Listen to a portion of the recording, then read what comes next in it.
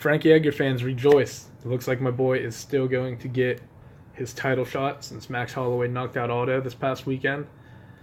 I know the UFC is pretty fickle with stuff like that as far as promising people title shots and them not getting them, but I really think Frankie's going to get it. I know Conor and Holloway have been talking on Instagram, but I really think Conor has to defend his belt against Ferguson first. And in the meantime, Max is going to want to fight someone. He likes to stay active, and I think Frankie's the guy. And if you're wondering why I like Frankie Edgar so much, first off, it's because he's an incredible fighter, and you always see him he'll get taken into deep water. I mean, look, if you look at his fights against Gray Maynard, Aldo are tough. Both the Aldo fights are tough fights. Jeremy Stevens clipped him. He's always like hurt and fighting through it, so he's tough as nails. And second, for a lot of you listening back home around Oil City and stuff, you might not know this, or you might. Frankie Edgar went to Clarion University, which is where I went to school. So it's kind of cool to see a wrestler from a little, a little dot on the map, and he's a world champion caliber fighter. So it's cool to see him get a shot. I mean, I know he's had them before against Aldo. I said this in the last podcast. I think Aldo's just his kryptonite, though.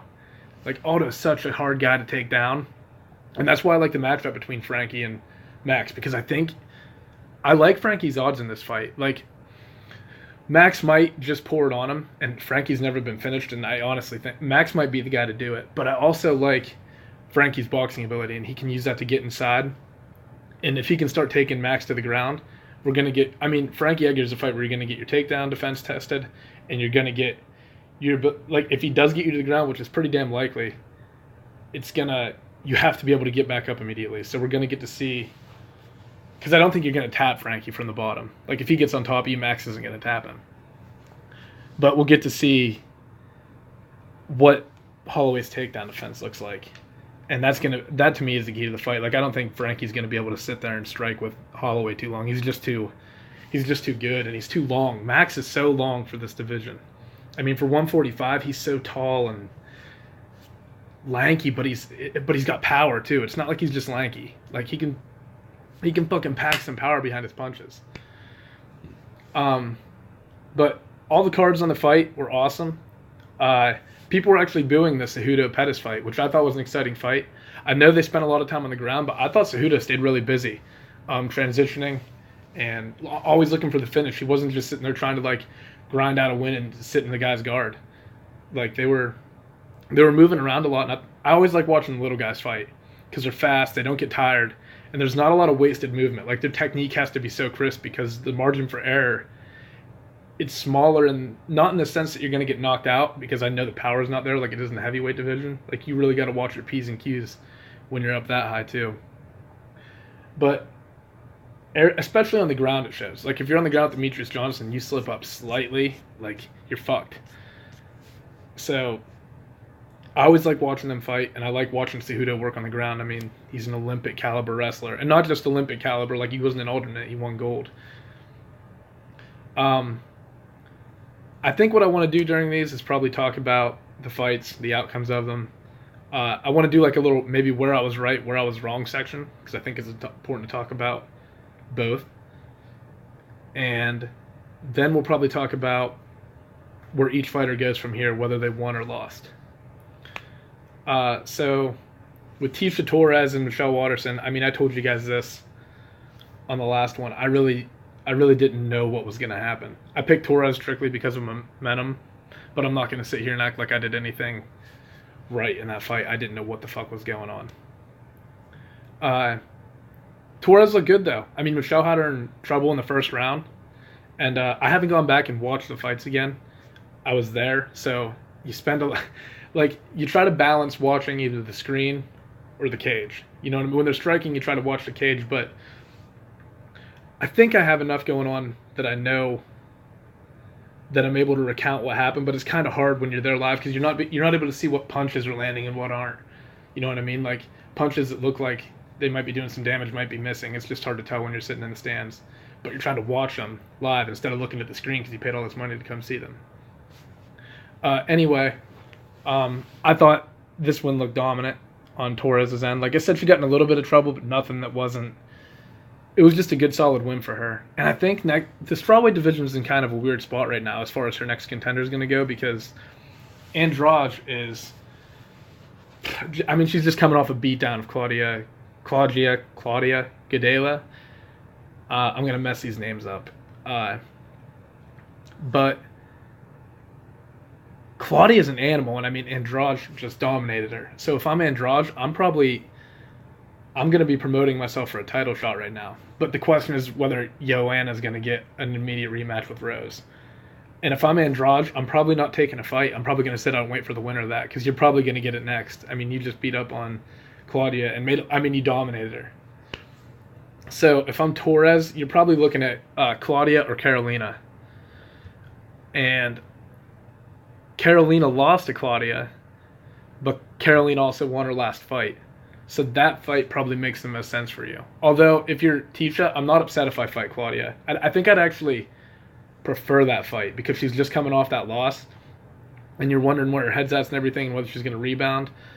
And it also does wonders for your draft stock, for your stock. It's gonna propel you through the rankings if you can pull off a win. For Waterson, I'm not sure. That's a tough one. If I'm Felice Herrig, that fight might make sense to me, although it's risky because Waterson's dangerous, and you're just coming off a win, and you're probably ranked. Herrig might be ranked higher than Waterson now, and the only good thing about that fight, if you're Herrig, is that Waterson's a name. And Herrig's probably semi-big, but I think Waterson's probably a little bit bigger, so you can get your name out there with a win like that, but it's also risky because you probably want to start fighting like the top, you want to start fighting like the top 7, like Carlos Esparza up if you're in Herrig's shoes. But I think Waterson Herrig would be a really good fight, and it would really test Herrig. Next, I got these out of order on the last one. I thought that Pettis and Cejudo were the next fight, and Gaethje and Alvarez came after, right before Francis, but I was wrong. Eddie and Justin fought, and it was, I mean, if you didn't catch it, it was a fucking war. I mean, not really back and forth. Eddie actually controlled most of the striking, which surprised me. I mean, Eddie just kind of sat in there and, like, not that he was waiting on him, but Justin was throwing himself out there, and Eddie just kind of put on a boxing clinic. I thought his punches looked good. They were short, crisp. And it looked like to me, sitting in the stands, that a lot of the stuff that Gaethje was throwing was just missing Eddie. Like, I know Eddie's face was beat up. He obviously touched him some stuff, and he really got the leg kicks going too.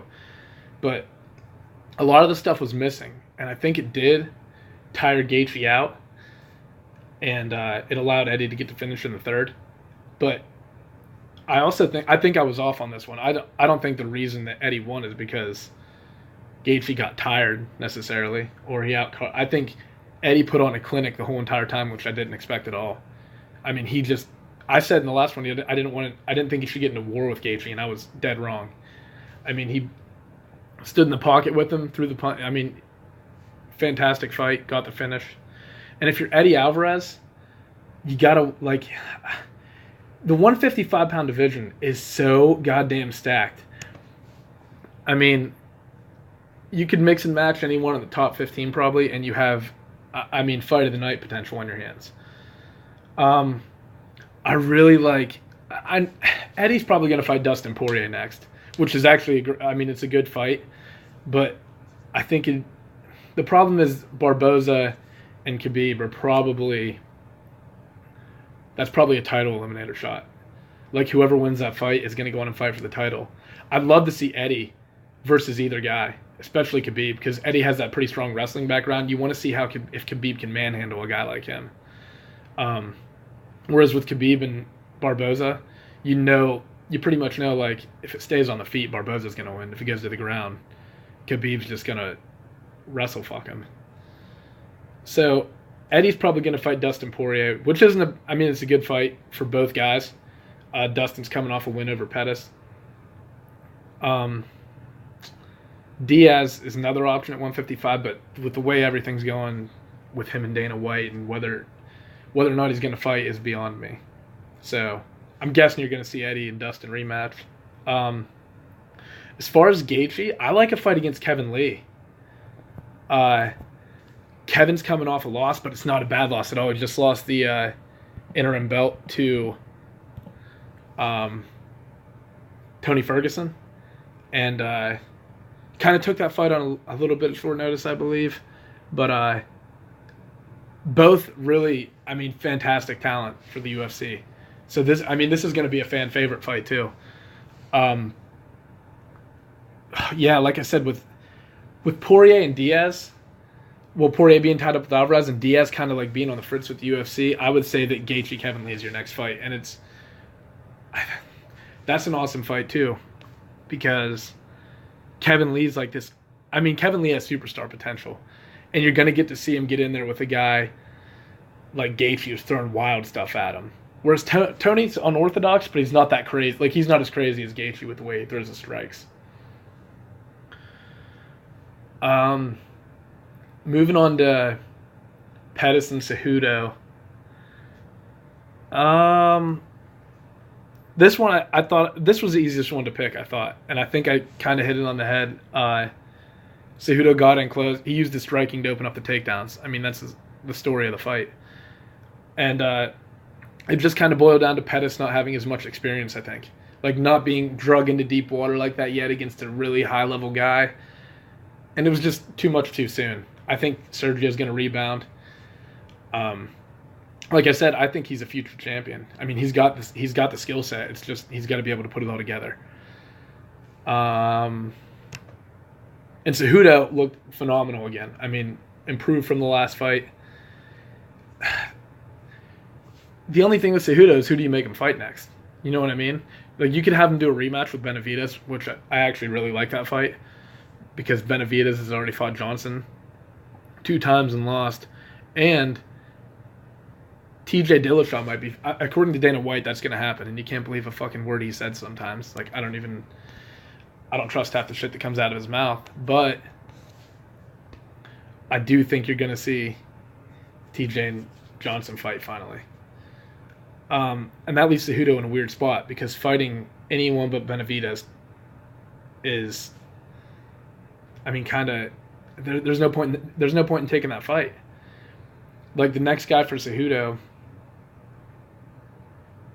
is it'd be a good fight too, is TJ Dillashaw and Henry Cejudo. But that fight doesn't make a lot of sense either when you got Johnson sitting up there. I think you'll probably see Cejudo rematch Benavidez, just because it was a close fight the first time. Like, I personally thought Cejudo won, but it was razor thin.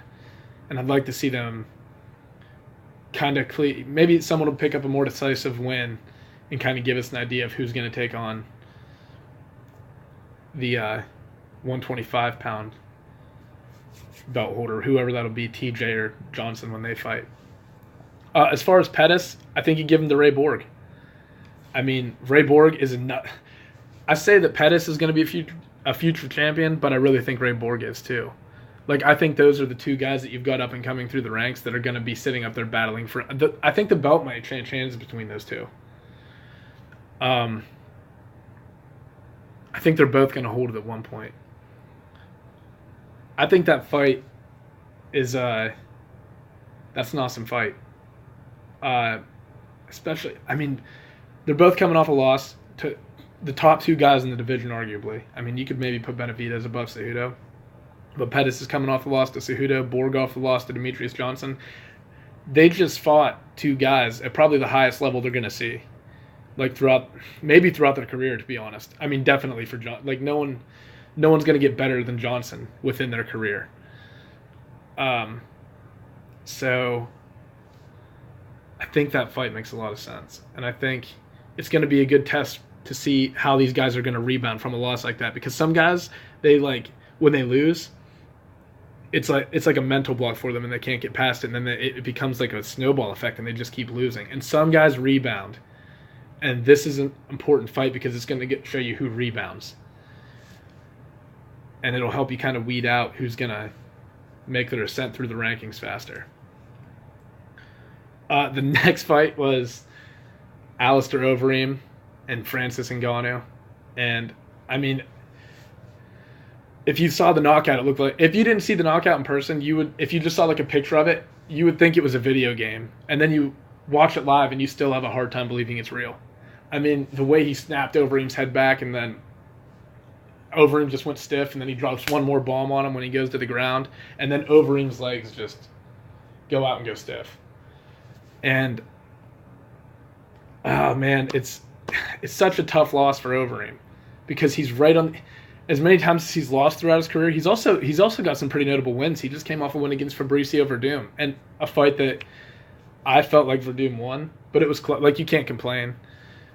And to get knocked out like that, I mean, again, it was just, you kind of just knew in that fight it was going to be a matter of time before Ngannou, just all he has to do is touch you, you know what I mean? Like, he hits so damn hard.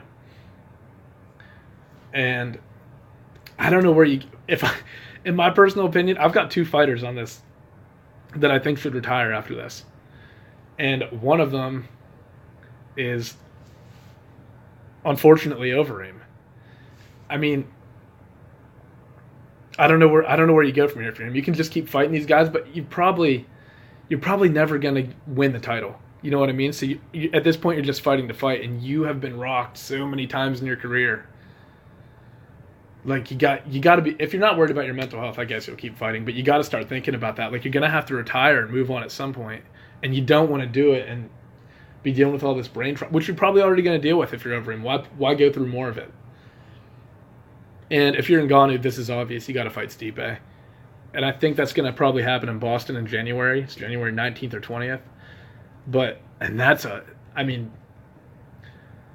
you wonder, the Overeem and Stipe fight was pretty close when they fought. And you got to wonder if Ngannou's going to do the same thing to Stipe. But Stipe, I mean, I saw a comment by DC. He's like looking forward to the challenge. And I don't know. That's a tough fight to call. We can talk about that one as it gets closer and gets finalized, because I think Stipe is going through some contract stuff right now. I'm sure they're going to get it cleared up, because you have to make the Stipe-Ngannou fight happen, especially with Cain Velasquez being injured and so inconsistent. Yeah, and Ngannou just looks like he's gonna. I mean, he's just a physical specimen. Like, he's a hard guy to take down. You gotta think he's the champ. He's definitely a future champ. And I was talking to my friend at the fight, and we were going over who we thought was gonna win, and he just had a simple reasoning, and it made perfect. Like, he was absolutely right. It's just Ngannou's time, if that makes sense. Like, this isn't Overeem's time. Ngannou's like the next wave. And then we go to the title fight between Holloway and Aldo. And Aldo, I mean, he utilized more leg kicks, but nothing. He wasn't throwing them with the volume that I expected whatsoever. And he had a couple that really cracked Holloway, but Holloway just kind of walked through him. So definitely I was off on the pick. I picked Aldo. And I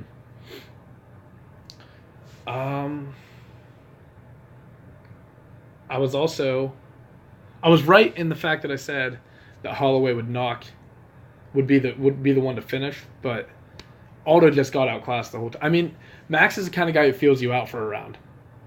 Like, he'll kind of wait to see. It's like watching Floyd Mayweather fight. Like, he'll let you throw things, and like, you think you're being successful at first.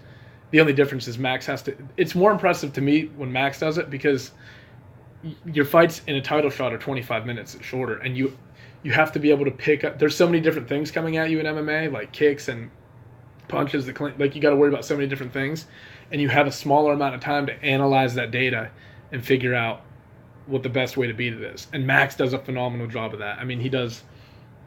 You could just tell the whole time that, like, I thought Aldo won the first round, but you could kind of tell that Max was like there and not really pouring it on yet. And then in the second and third, he really started to pick it up, and he came out and, I mean, just beat up on Aldo. And again, I don't think Aldo's going to want to do this, but if I'm Aldo, I retire.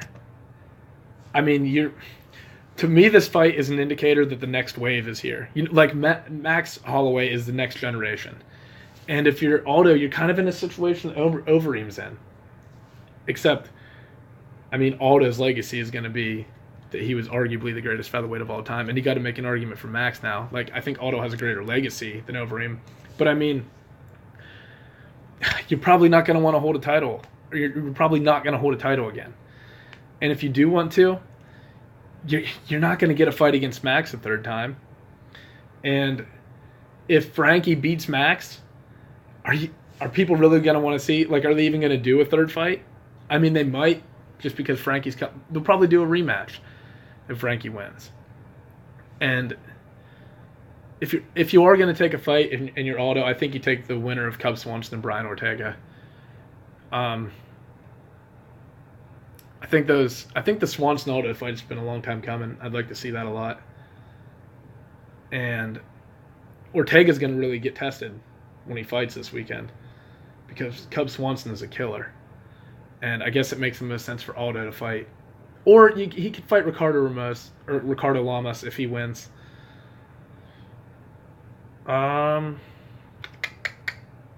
If you were Holloway, your next fight is Frankie. I mean, if you can beat Frankie and Conor can defend against Tony, then you can talk about Holloway and McGregor fighting, I think. But if you're Holloway, I think you got to fight Frankie. And that's going to be it's not going to do I don't think it'll do the numbers that Aldo and Edgar did if they let him headline. Or Holloway and Aldo did if you let them headline. Because I don't think Edgar's as big of a draw. But I think it's a more intriguing matchup stylistically, because Holloway's going to, like I said earlier, he's going to have to learn how to defend the takedown if he wants to beat Frankie. What else is there? Oh, I want to talk about, this wasn't on the main card, but there were two great fights. The first one was Yancy Medeiros and Cowboy Oliveira, and it was a barn burner. I mean, they were dropping each other, and Yancy was in some serious trouble in the first round, got out of it, and ended up coming back to get the win. That got fight of the night, along with Gaethje and Alvarez. And that's a big win. I mean, beating a guy like Oliveira is no easy task. I didn't realize Oliveira's only lost like 3 fights before that one. I didn't realize that his record. I think he was like 17-3. It said, if I'm remembering right. So that's a big win. And then the fight between Felder and Charles Oliveira was that's a huge milestone win for Felder, because, and I like the way he won the fight too, because in the first round he was in some deep. I mean, like, you could see Oliveira starting to sink in some chokes. And I thought he was fucked. I was like, oh, he's gonna have to tap. And Felder just kind of like went into this like fundamental defensive jiu-jitsu. You know what I mean? And just all he was doing was surviving. And then once he did that, I think Oliveira really tired himself out trying to he was cranking on them chokes. And you got to think it took something out of him. And Felder was able to rebound and come back and get a big win. And, I mean, the lightweight division is just so stacked. I don't even know who you make a guy like Felder fight now. Oh, man. I don't know. I'm looking at the top 10 here, and, like, Kevin Lee would be a good fight.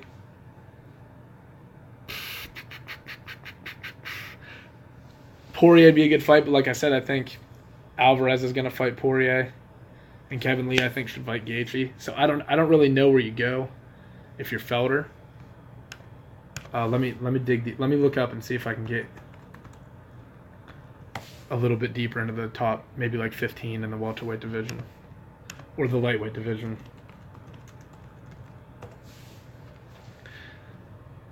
And speaking of welterweight, I guess there's rumors floating around that Tyron Woodley would abandon the welterweight title if he could move up and fight GSP at 185. And he said he'd keep defending there.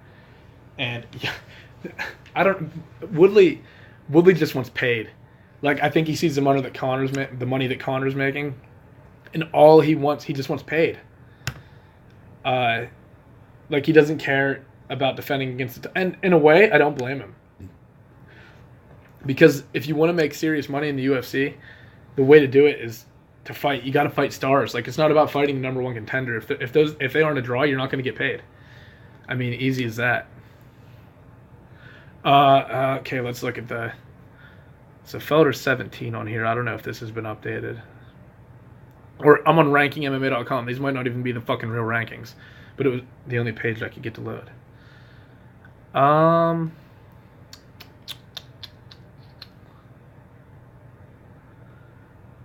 You got maybe James Vick would be a good fight. Vick just came off a big win over Joe Duffy, knocked him out. Oh man, maybe a guy like Chiesa too. He's pretty high up there in the rankings, but he's coming off a loss to Kevin Lee. That might be a good fight. I'd like to see him fight Chiesa. I think that fight makes sense. And Chiesa's a high level black belt, and we just saw how Felder dealt with a guy like who was crawling all over his back and trying to strangle the life out of him. But yeah, that's it. I thought I'd do a recap. I think I'm going to do a recap every time. Like I said, try to talk about some of the things I was right and, more importantly, what I was wrong about. Because when you're guessing these, I mean, that's what you're doing. You're guessing. Because you can expect one thing to happen in these fights, and then you go out and it's a total opposite result. So I think it's important to go back, and I think a lot of people take credit where they're right a lot, especially in MMA is a weird world to be in, because everyone always wants to be in the know and always wants to be right about the predictions, oh, I called that fight, and I don't look at it that way. It's just I'm just trying to analyze what's going on. And to be honest, I don't have a lot of favorites. I like Frankie Edgar and I've liked Chris Weidman, but the more I watch fights, the more I get interested in I'm not really picking a favorite. I don't want people to win the fight so much. I'm just more interested in the matchup and the type of style that they're going to bring. You get a couple guys that you like here and there, and you can't help but root for them. You can't help but root for Cowboy. Every fight the Cowboy's going to be in, I'm always going to hope he wins. But yeah, that's it. I'll catch you guys later. Thanks.